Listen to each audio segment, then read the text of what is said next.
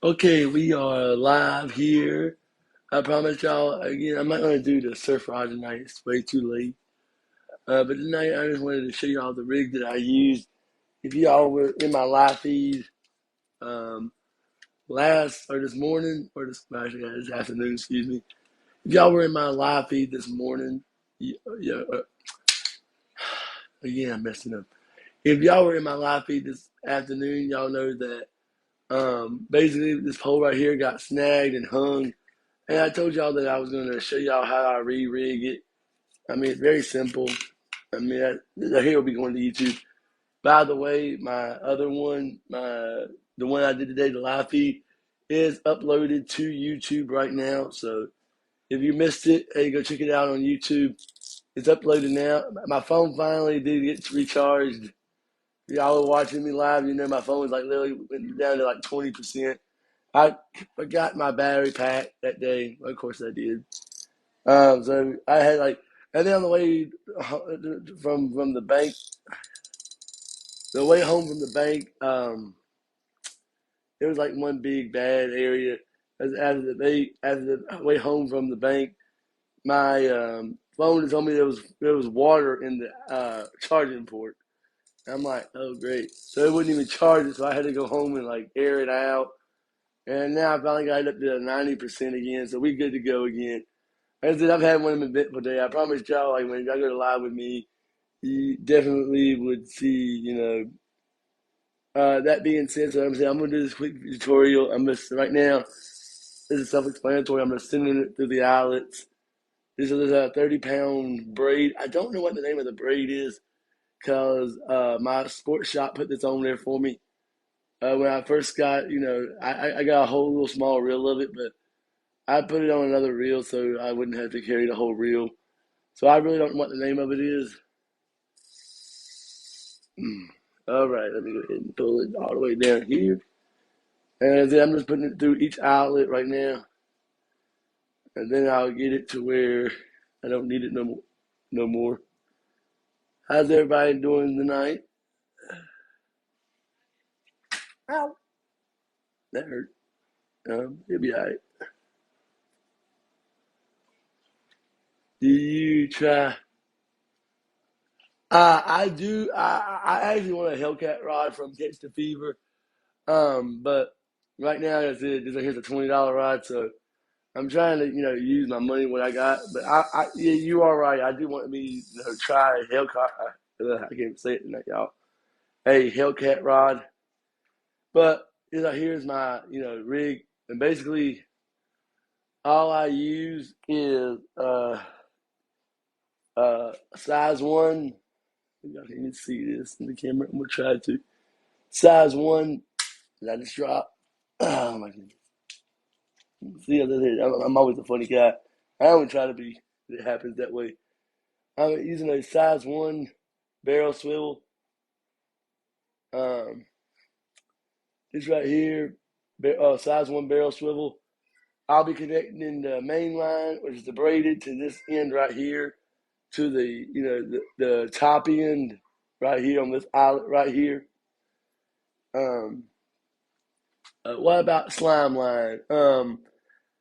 Again, I thought about maybe trying it. I've heard a lot of people talking about slime line and stuff, but if y'all watch my page that much, I don't really, I don't. Um, it's I mean, slime line. It's on catchthefever.com. I know what they're talking about. I just don't use it because, like I said, right now I just can't afford it. So, um, like I said, the line I get, for example, for the surf rod over there, I got this right here for like $6. It's Trilene Big Game, 20 pound. If y'all don't know, I hated the 30 pound that was on there. 30 pound is, I believe, hold on, I can tell y'all. The average diameter is 0.22, and the average diameter of the 20 pound is 0.18. And y'all might think, well, that's not a lot of, a lot, but I promise you, that is about 35 yards of casting distance difference. So, um, that being said, yeah, it's definitely what you know. Like I'm still learning, y'all. I don't claim to be an expert, but basically what I do is I run this down the line, maybe about a foot or so. I mean, I'm not one of them geeks that measure it and then um, actually I need a better workspace, y'all. That's for real. Like that is definitely for real. Then I just take this. I'm gonna try to see if I can zoom in on y'all so y'all can see it a little bit better. But this right here, I just turn it over. This is the knot that I use, and I just go over. And with braided, I go over about 10 times if I even count it. I just throw it over a couple times.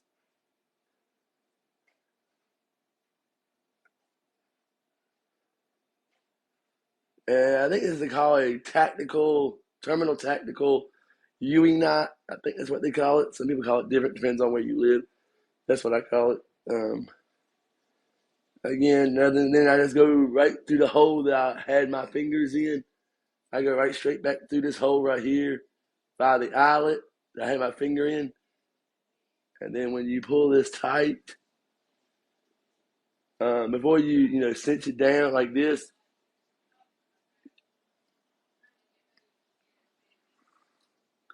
you basically then you want to hold it like this and then just pull it really tight. Make sure it's wet when you do that because if you're not, and then you'll get a little knot like this where the barrel swivel cannot, move up or down like this. So that being said, oh, then I'm changing this right here to a number 8/0 hook right here. That's what this right here is. I'm changing that. Both of them will be 8/0 hooks, and I do the exact same kind of knot, pretty much. Some some people use a snail knot. Some people, use it. I don't. I mean, I just use whatever works for me. Creedmoor, I fish the Neuse River a lot, but there's also a lot of creeks around here that I fish that connects to the Neuse River.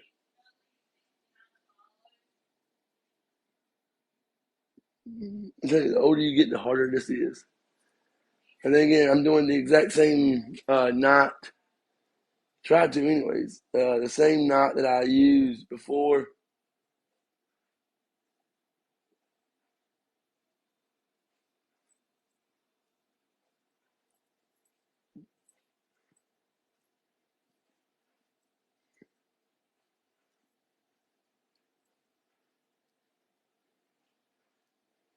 Again, you want to do it about 10 wraps with braided, and you want to do it about 6 wraps or 7 wraps with mono.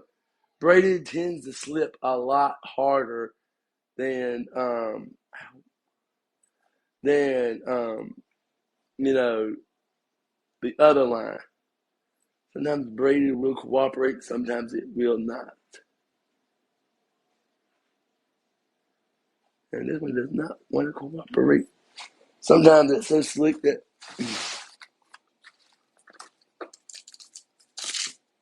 And then, of course, you'll just cut off the tag in and then add the thing. Appreciate y'all sharing the likes, the sharing the I cannot sharing the likes. There you go. It's always like y'all can catch me in a world turmoil. Thank y'all for the shares, though. I do appreciate them. Again, sometimes you need a little help, but that probably ain't gonna be where. You know what? Hold on, I did that all wrong. See, this is what happens to me. I get. Oh my goodness. Y'all forgive me. This has not been my night.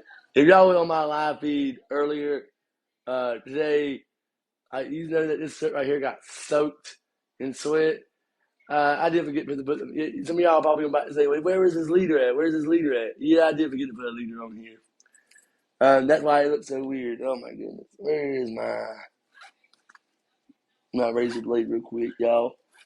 Again, this is going to go up on YouTube. Just give me a chance to. I'm gonna have to redo this whole thing, y'all. It all messed up on me. But I do appreciate y'all's patience. Y'all are awesome viewers. Appreciate the likes, y'all. Thank you for the follow. I do appreciate it. Again, this is the kind of stuff that you like. I do this almost every single day. And of course, now the hook wants to try to go into the barrel swivel. Oh, it did. I told you, with me going live, there's never a dull moment. Like, literally. Like, everything, like, they're like, oh, he's alive. Okay, good. I'm going to see if I can just mess his whole day up. Yeah, I think my daughter's up there fighting sleep right now. But, I wanted to do this live a little earlier, but, we had company over, we had dinner. They went to the dang hook. All right. Trying to cut this braided, like I said. If you've ever cut, 30-pound braided line with a knife, try doing that without cutting your fingers off. That's very interesting to watch. I'm trying my best not to cut my fingers off. There we go. Okay, I did not cut my fingers off. Good. That'd be bad saying, oh, by the way, I gotta go to the emergency room. Okay. I don't know where my hook went. Oh, yeah, my hook went. Okay.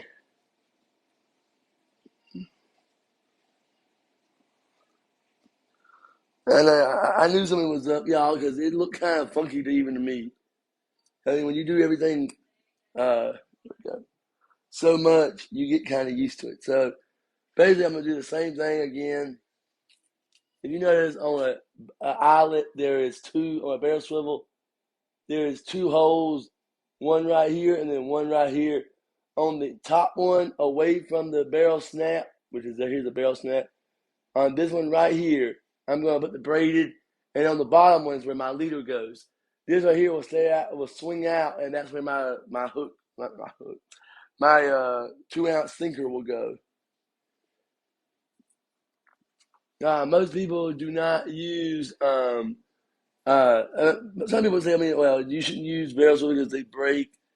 I'll be honest with you. I've fished for like 6 years. I don't use them little small dinky ones unless I'm bluegill fishing. And I can tell you right now, I have never had one of these things break. These things right here, people know that they got a uh, um, this right here, the size one barrel swivel. I told y'all earlier in the um, told y'all earlier in the live on one of my YouTubes. I said if you want to see any of my live feed fishing videos, they're on my YouTube channel. It's basically Country Boy 1599 on YouTube, or basically you can click my bio and follow me there. I'll say that my link will take you straight to my bio. Like I said, I'm just doing a tactical Ewing knot, wrap it over about 10 times, as it has never literally failed me. Like, very rare have I ever had this knot fail. So I always trust this knot. As long as you remember to wet it down before you. I have heard a snail. A snail knot is actually good for catfish. With braided, I just don't use it that much. I just use the technical knot. I have actually done the snail knot before. I wasn't a big fan of it, but that other urban fisherman actually is right. Snail is actually a good fishing knot. Sometimes this braided line gets really, really tough and it's really hard to deal with. Hold on. Some people ask me like, "Well, you got so much problem, Billy. Why do you use it?" Because once you said it and forget it, you ain't gotta worry about it no more.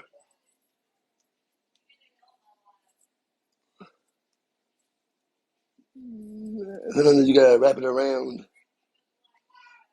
All right, and just like that, y'all, we have got a knot. Now again, actually, I can use this right here. I think. Yeah, I'll be putting that right there on as a lead. I don't know if I can read it. 30-pound trilene big mono game. Um, Again, what somebody said about slime line. Um, uh, what's not a good hookup? Like I said, I've tried snail knots. Like I said, I'll be honest with y'all, I'm still learning myself on when it comes to, yeah, here's a 30-pound lead right there. That's usually what I use. I try to keep it around the same test weight as my actual main line. I know some people use like 100. I know one guy who uses 100-pound mono for a lead. I know one guy who actually uses uh, um, what do they call it? A wire lead. But I don't even never use a wire lead ever, unless I'm going gar fishing or shark fishing, which I don't plan on ever doing. I just put off about a foot of this. But my leader, yeah, it's about a 30-pound lead line that I use.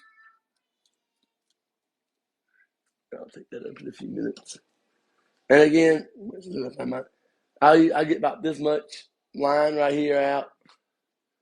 Again, I don't go after, like I said, I may end up getting a bigger, I've heard a lot of guys using a bigger, uh,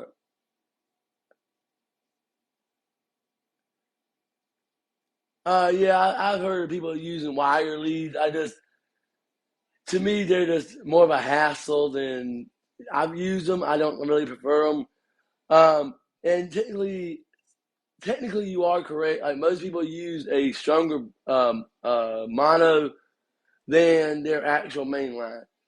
Um, but in the Neuse River where I fish at, you can get snagged very easily. So if you got a 100-pound mono leader like this, you may not get it broke if you use a 100-pound mono. So I mean, if I was going to use stronger, I wouldn't go no higher than 60. I would put that way to you. But again, on this one right here, I just use the same thing I've been using. Except the only difference is, like I said, since it is mono right here, I only had to do it about about 6 times because mono don't have to. You don't have to tie it around so many times.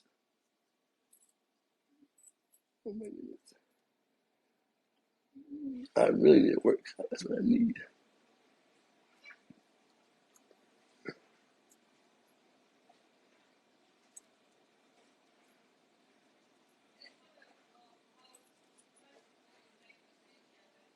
But I mean, most of what I catch out here, y'all, is like I said, Uh, my biggest personal best right now is uh, I think 9 pounds is my biggest catfish. So this rig right here does really good for me. I never had an issue with it.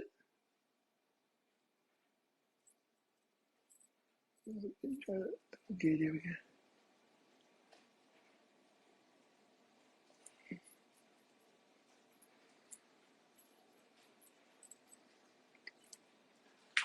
We got 3 people in the house and 6 lights.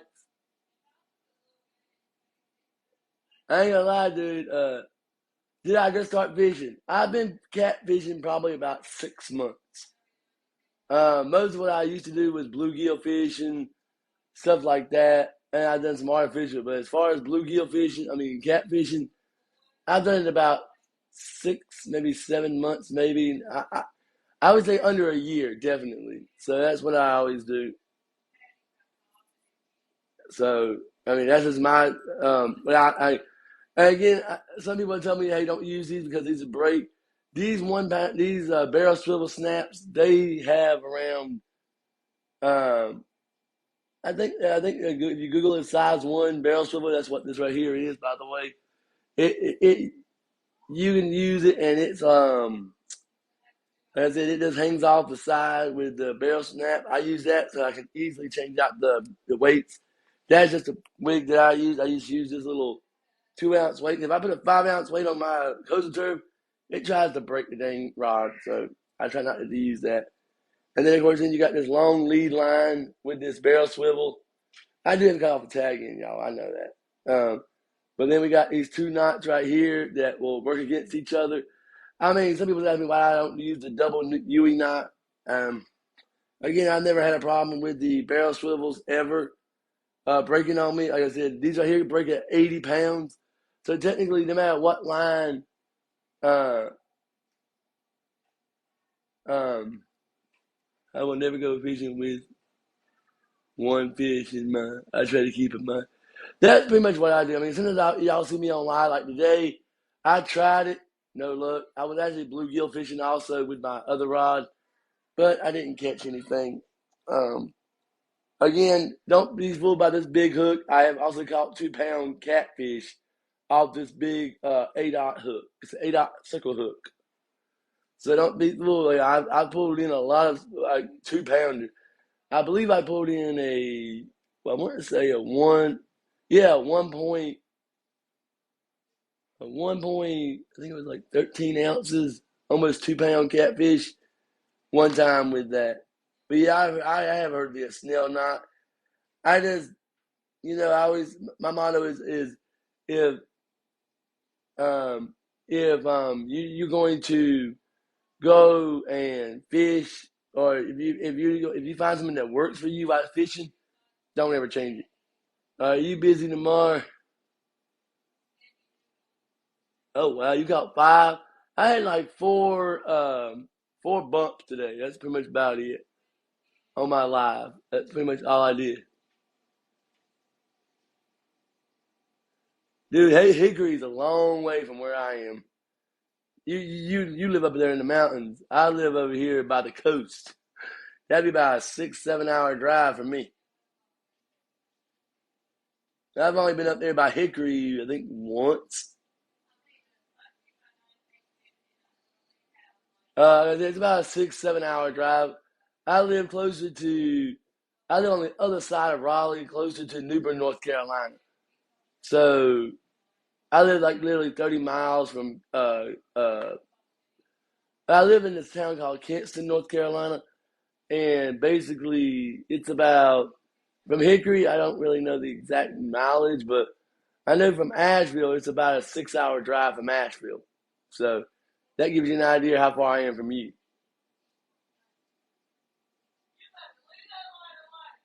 But I do appreciate all the follows and the likes. Um, and this Titan is not up here. I just did. Again, that's what I'm using. Yeah, I know. I said I'm not good with directions, y'all. Like I said, I know it's far though. I know that right now I'm 80 miles just from Raleigh, so that there shows you about how far I am from any other place where y'all are. I live about 80 miles just from Raleigh. Actually, about 85 miles from Raleigh. So,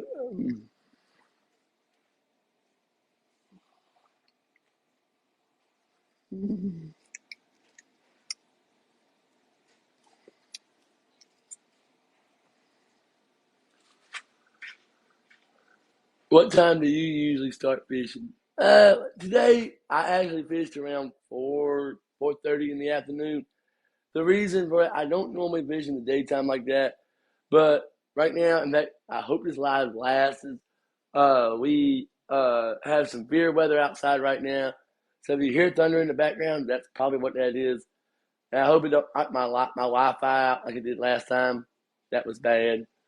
Um, but I usually try to go fishing early in the morning because usually my 2-year-old daughter tries to go with me. So I try to go early in the morning or late at night. 3 hours and 30 minutes. Wow. I didn't know Hickory that was that close. Mm. I know tomorrow I'm going to try to go fishing tomorrow, but like I said, I don't really know. Equipment operator one. What do you use for bait? Let me ask y'all that. What do you use for bait out there? I've been using like Kool-Aid hot dogs, Kool-Aid chicken. I've thought about eel, but so far I haven't got no uh tagging it off.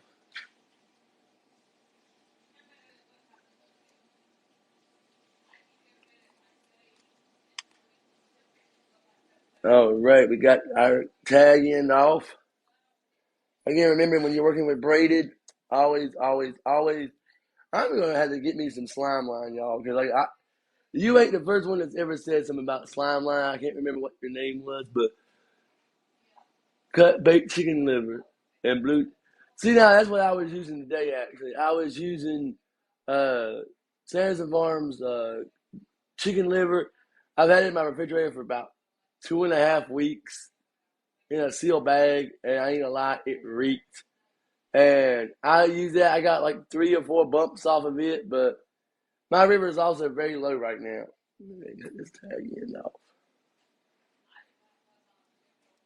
But that's what I've been. That's what I was using today, y'all. I was using I'm sorry, chicken liver, and I was using Kool-Aid hot dog. Which, if y'all follow me a long time, y'all know that Kool-Aid hot dogs for me works. Get you some Tyson chicken liver. Does that make a difference to the kind of liver you use? My holster for my knife go. I lost it. Okay. But then you're in with, like I said, hold on. You're ended with this. This right here is my main line right here, the mono. This right here is I got this little tag in off. That, and then my sinker goes to the bottom, and then my bait kind of rises up. I ain't gonna lie, it's a lot more than a foot, but I mean, it's trial and error. Oh wow, I did not. Chicken heart. See, where I live at, I can't get chicken heart. Somebody told me that beef liver works out. I mean, I don't really know. But I've used chicken liver. I've used Kool-Aid chicken. Um,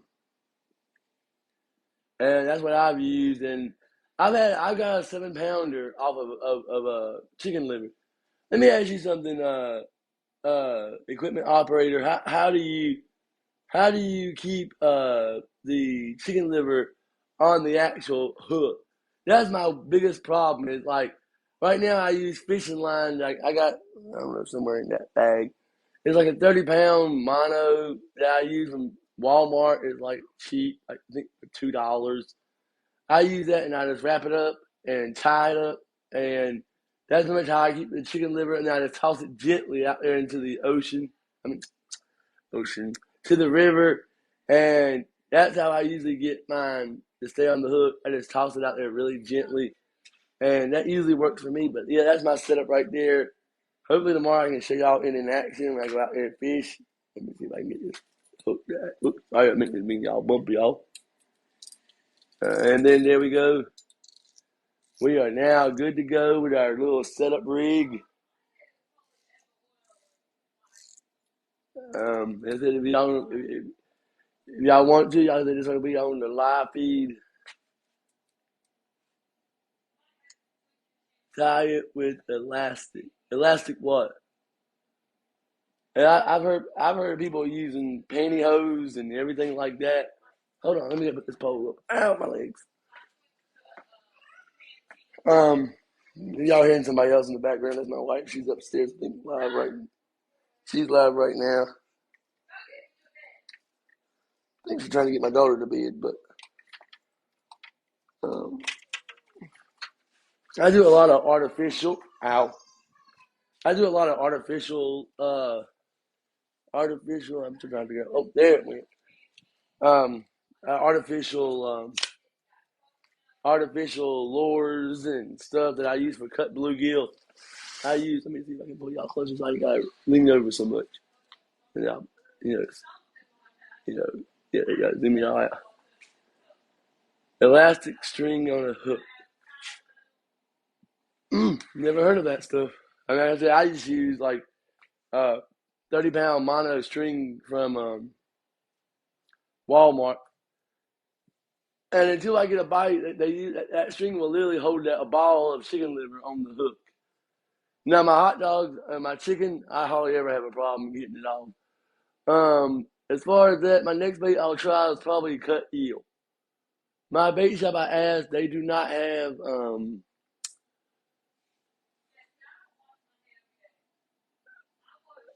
like the stuff you use to make bead bracelets out of.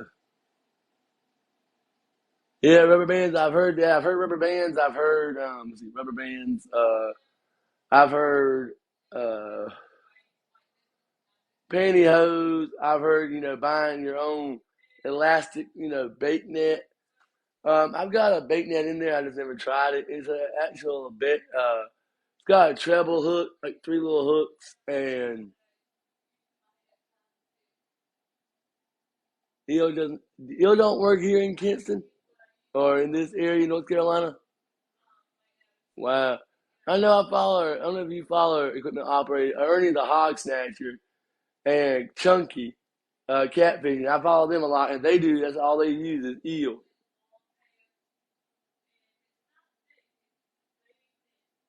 Work only used it once. Hmm. I mean, the next thing is I'm gonna try some cut bluegill. Late, late.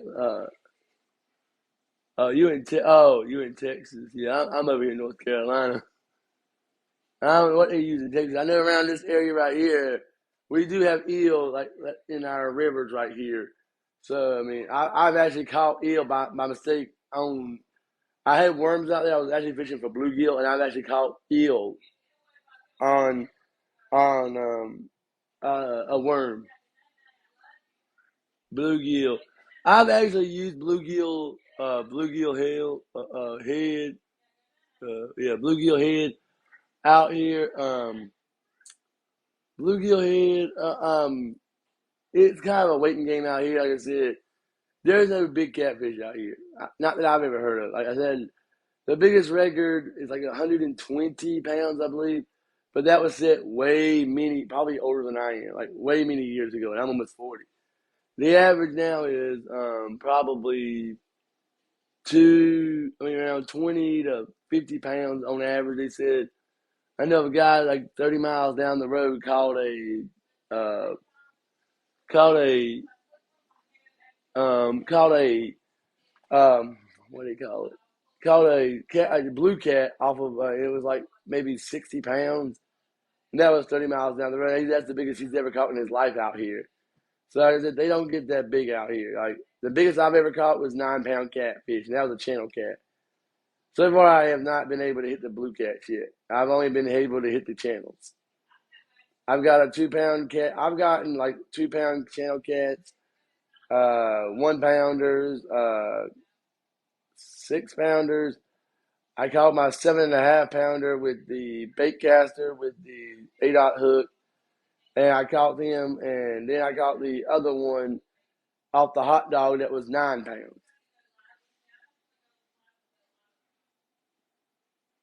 Wow! How long ago was that equipment operator? Like, how long ago did you catch that blue, a 100 pound blue? My goal is to catch a 50 pound blue. If I can catch a 50 pound catfish, I would be very, very happy.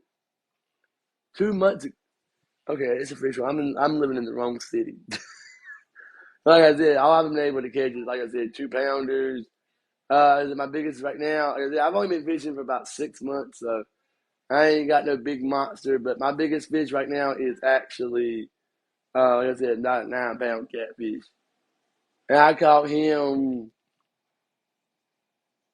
Whew, I don't know. I had to look at the YouTube channel. It was a few. It wasn't a live feed. I couldn't go live then when I caught him.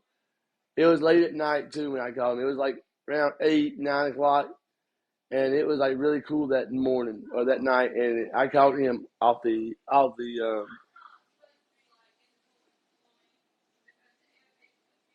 Wow,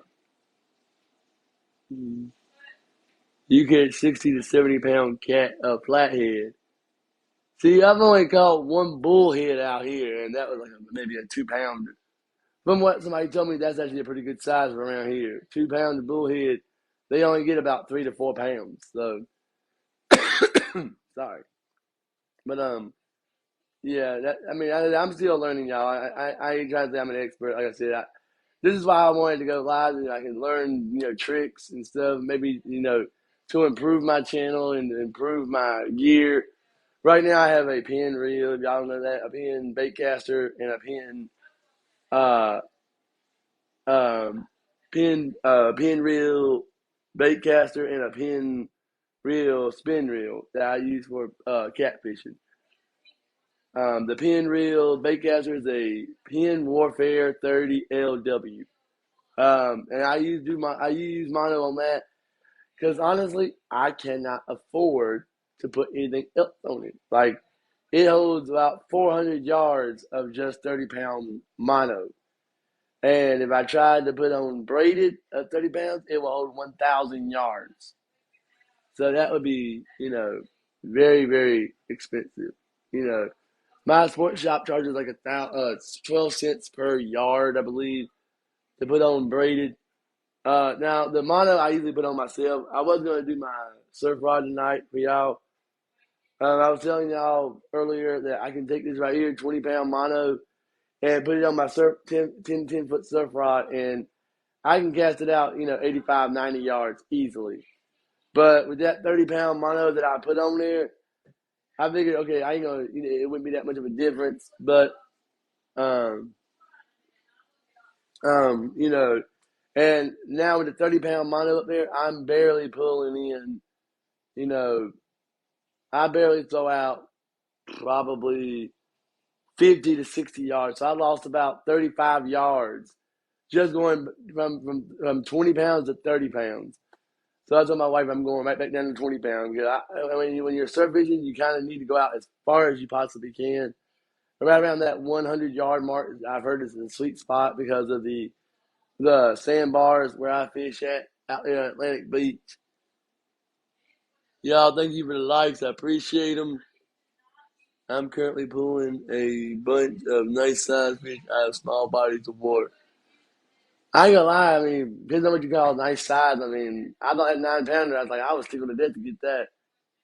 I mean, he fought like he was like a 40 pounder when I was pulling him in. I got him off of, I think, the right rod, and I think I got him off of a three-aught hook. So, I mean, um, not a big deal, but again, this is like basically, like I said, this is why I wanted to go live to begin with. It's basically like to learn some things from other people who's been doing it longer than me. The guy who actually got me started catfishing is actually 8BigCountry 4 or Jason Trip 84. He's the one that took me on a boat and showed me like the beginnings of like bluegill fishing and all that stuff, and showed me how to do it, how to catch my own shad for uh, actual like bait and stuff. But that's pretty much about it. But if y'all hear somebody upstairs, that's my wife. I think she's live on TikTok right now too. Just two country girls. You'll see you'll see her a lot in the live feed. If she's not with me live, she knows that I was doing a tutorial today. So I mean, but anyways, that was how basically you try on. That's how I do a rig. Wow, 5 pound bull. Wow, that around this area we don't get those. I ain't lying. I mean, we got a couple of lakes and ponds around here. Um, and like I said, the biggest one I've ever caught that was a bullhead was it was out of a pond, and I think he was 2 pounds almost. That's big. Now the biggest fish I ever caught was actually a 32-inch bowfin. Some people call them mudfish. Some people call them trash fish. It depends on uh, what you fish for. But the bigger, so I mean, the bigger the fish, the bigger the water. Yeah. As it, well, I was fishing the pond. That's probably explained to them. The Neuse River, like I said, is why I fish a lot now. 'Cause that's where I get all the bigger fish. Y'all see me sometimes go live on this pond. I mean, that's where I feel safe taking my daughter at night because she don't understand that the river can easily carry you away. So we don't go there at night. So I mean, I always carry my daughter there at the pond. They've got like a pound, 2 pound catfish. I mean, that's about all I ever pulled out. Somebody did pull out an what is it, 2 pound, 9 pound, uh, a 9 pound catfish. Mm, a 9 pound bass. Now my biggest bass was like around 2 pounds. Um, oh yeah, that guy fought like crazy. What? You want to say hi? This is my daughter, by the way. Uh, shouldn't you be in bed? Ow. Yeah. There's my case there. Go to your mama. You're supposed to be in bed by now. It's almost 12 o'clock. Go to bed. Yeah, I'm on tick tick. If that's what you call it. Yeah, but I was saying that bowfin uh fought with. He fought like crazy, y'all. I ain't lying. Um, I don't really know what his weight was. Hey, go to bed. Good night night. Go see mommy. But that bovine, I don't know what he weighed. He weighed he weighed around probably I don't know. According to the charts, 32 inches was around 10 to 11 pounds. So I mean, y'all do the math. I'm guessing around 10 to 11 pounds for a 32-inch bowfin. Some people say that's close to the state record. I don't really know. Like, I don't know what the state record for a bowfin is. But I do agree with Urban Fisherman 420. They do fight like crazy. And when I was pulling them in, I ain't gonna lie. I thought I had like a 90 pound catfish or something. I told my dad. I remember telling my dad he was with me that day. I said I think he's gonna break my rod. Like he had my rod literally bent over like this, like in a U shape. But he did. He never broke it.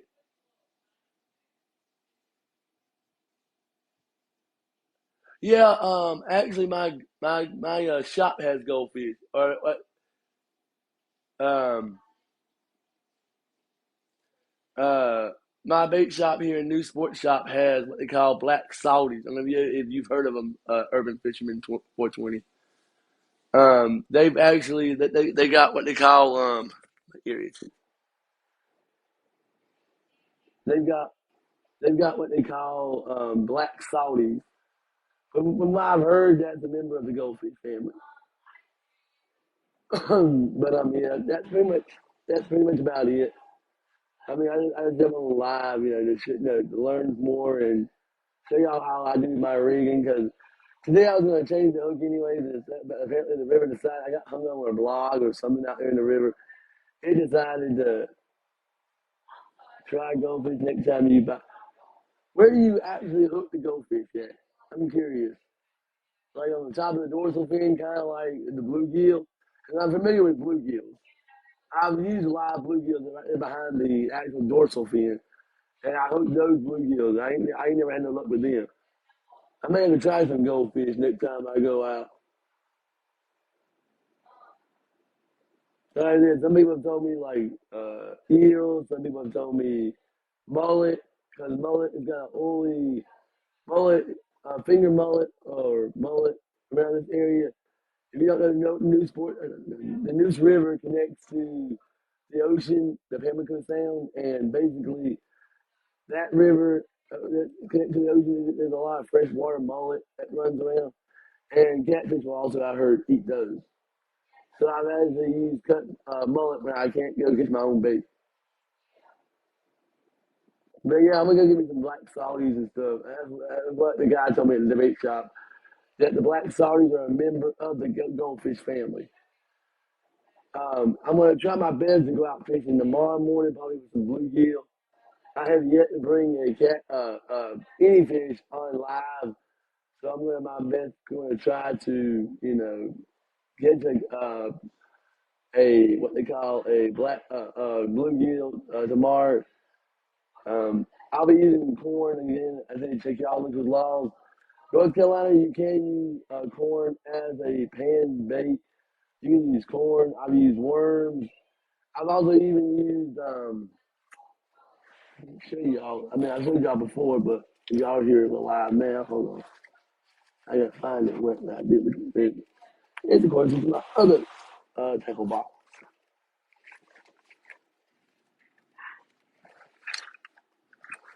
Hold on, y'all. Bear with me. Dig it out. Um, the crappy nibbles. I use these when I go pan fishing. They're like little yellow sponges. I ain't gonna lie, I've gotten a few bluegill off of these right here alone. And then of course, uh, let me see. I've also used these little fake worms. Also, I mean, bluegills are not really picky. I use those to chum the water. Out here in North Carolina, if I read the law right, we cannot just throw corn out there in the river. That is against the law. You can use corn on a hook and a line, but you can't chum with corn. Why I don't know, but that's the law. They say chumming with corn is illegal in North Carolina. I don't know about Texas. I think that's where you're from, but Texas, yeah. Here I know it's a no go. Out here, you do it, you can get a big fine.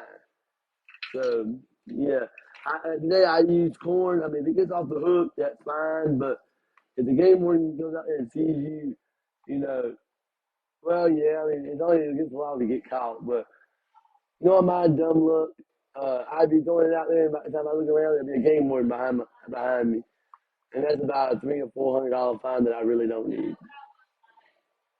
So yeah, pretty much that's definitely um, you know what I use for bluegill. I mean, I've even caught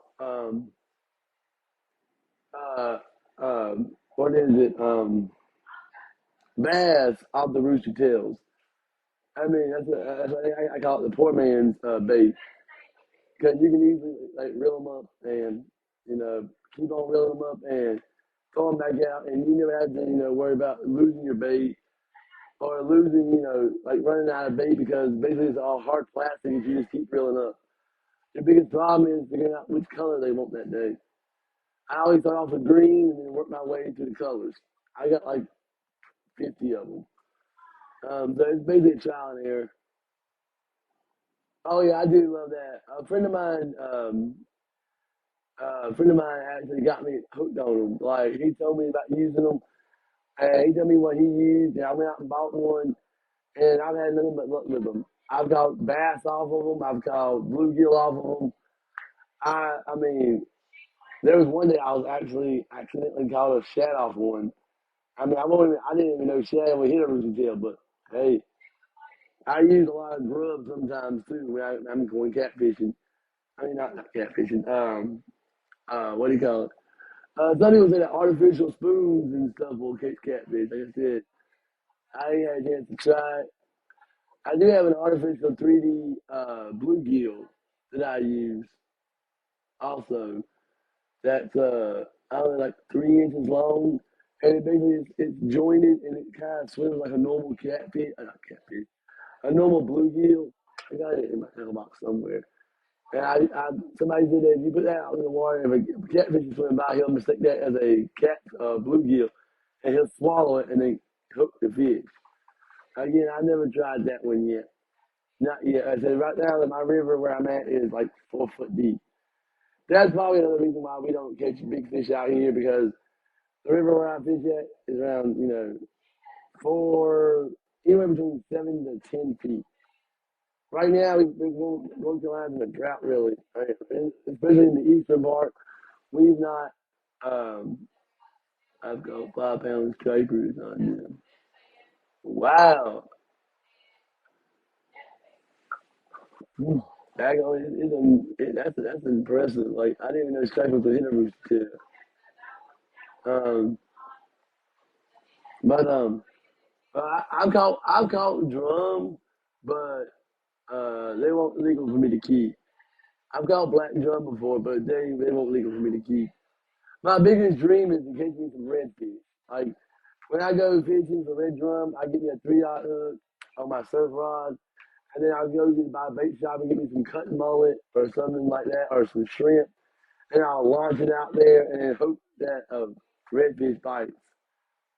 Some of the fish I do eat actually. It surprises people, but some of the fish I do catch, I do eat. especially if I'm craving it or I ain't never had it. Oh, I'll try anything once. I eat catfish a lot. So that being said, um, I mean, I've always heard that cut mullet works. I've heard spoons work on cut mullet. Uh, yeah, he does leave a name. I've heard that golden spoons work on red drum as well.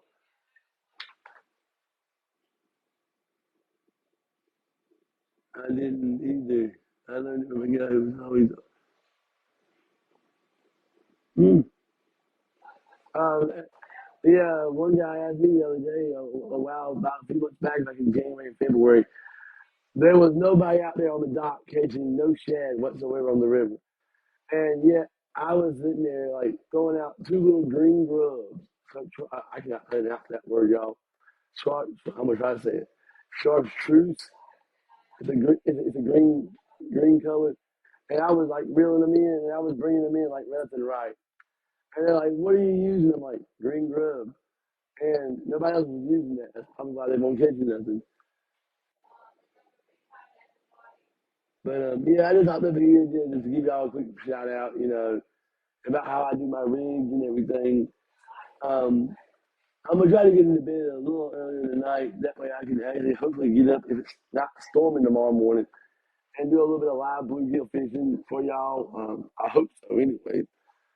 But I ain't gonna lie, I'm a little exhausted right now, y'all. Like I said, I've had a hard day. Like that heat out there beat the crap out of me today. Like I said, it was 101, 102 heat index outside. So, and I was out there for 2 hours. My phone overheated. Again, it's all in my YouTube channel. So this right here will also be in my YouTube channel, y'all. So y'all, we have 114 likes. We have one person in the house. I think that's Urban Fishing 420. But y'all take care. Like I said, I'm gonna probably try to get some sleep tonight and try to get up early tomorrow morning for some bluegill. I said, y'all, catch me later. I'll be going. I'll be going live maybe tomorrow if the weather permits. Like I said, y'all know Country Boys rule. I don't fish in thunder and lightning. I don't do that. I don't mind fishing in the rain, but I won't fish in thunder and lightning because electricity and water don't mix. Right now, outside my house, it's lightning. So that being said, y'all, I'm gonna go ahead and I'm gonna get off of here. For all the ones who tuned in, I do appreciate y'all tuning in. Shelby, 30, I guess my wife finally got off air because you're up here. Usually you're on my wife's page. But again, appreciate y'all joining in. Y'all can more than welcome to join in. But I'm about to get on off of here and say good night. I gotta get some sleep. If I'm gonna get up early tomorrow morning to go bluegill fishing, if the weather allows me, I'm gonna definitely have to, go, get some sleep tonight. So I do appreciate y'all. Like I said, this here will be up on YouTube, my YouTube channel. Links in my bio to click on right here. That's what mine is. Country Boy 1599. Click on my the bio, and basically from the bio, it'll take you straight to my YouTube channel, or you can just type in on YouTube, Country Boy 1599, and that will be the YouTube channel also. So I do appreciate y'all joining in. Again, give me a few minutes to upload it. And y'all can watch me if y'all need any questions about the knots I just tied. I may have to work on that snail knot a little bit more, but maybe I'm missing something.